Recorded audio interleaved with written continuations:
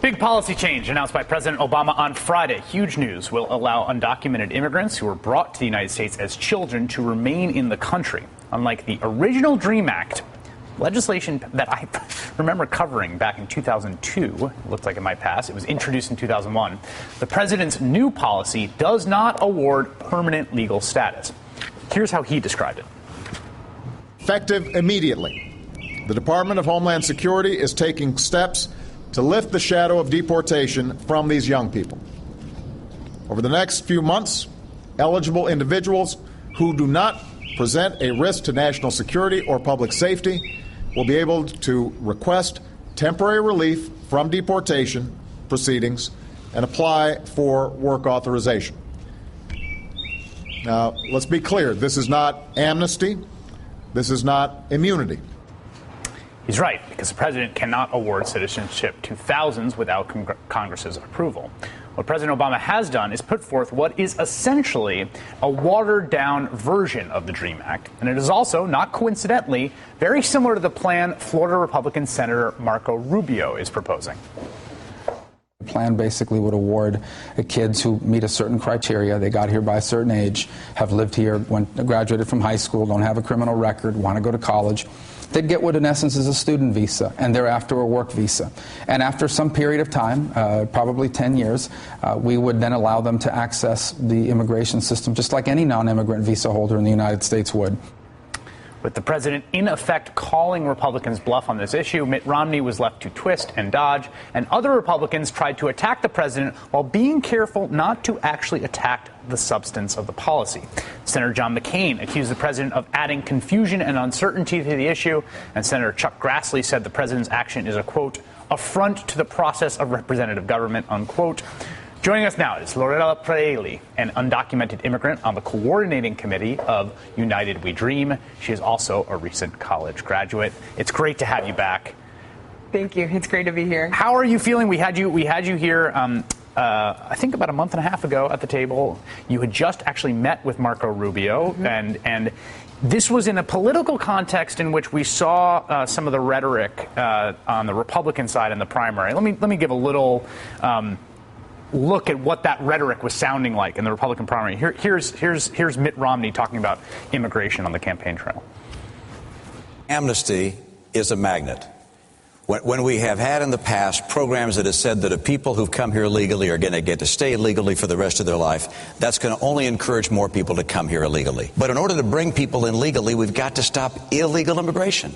That means turning off the magnets of amnesty, in-state tuition for illegal aliens, employers that knowingly hire people that have come here illegally. It is bringing in people who in some cases can be terrorists. In other cases, they become burden on our society. And we have to finally have immigration laws that protect our border. Right, you're making notes about being a burden on society. I'm wondering how he defines that. Yeah, well, what is interesting is that was the rhetoric during the primary, and you don't see that rhetoric anymore. You see Marco Rubio meeting with you and fellow advocates to say, well, maybe we can find some compromise. And then this huge announcement yesterday that did not precipitate a big Republican backlash. What does that say to you about where the conversation has moved?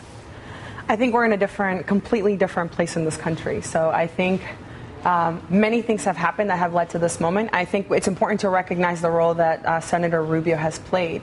He's opened up a lot of space for this to happen, for the conversation to take place. And I think the country is finally recognizing the presence of Dream Youth, the contributions that we have made, and the contributions that we look forward to making now that we can kind of execute our professional degrees.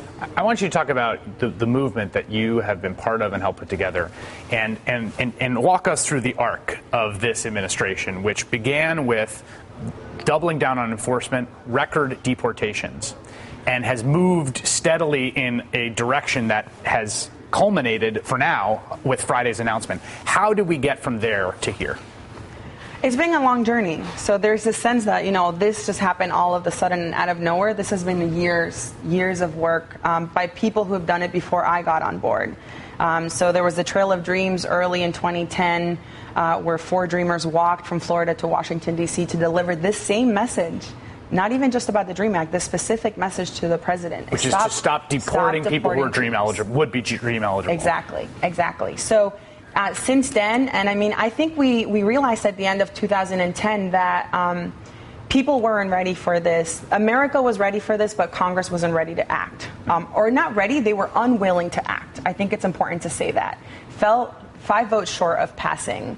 And so we had to figure out what can actually happen in this country and what do we do to make it happen. And that's where we said, well, the executive has the authority, the legal authority to do what we're asking him to do.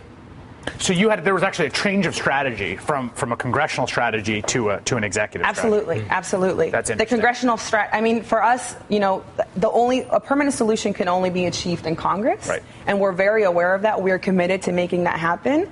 But in the meantime, in the interim, the president can act, and he's done his job. Him speaking on Friday, that was huge. And now he just has to implement this fully the way that he's described it. I want to talk about the implementation. I want to talk about the previous attempt to implement a similar policy, which did not work very well, and what separates this. And we'll also talk to a member of Congress who has been at the forefront of pushing for not only the DREAM Act, but comprehensive immigration reform right after this.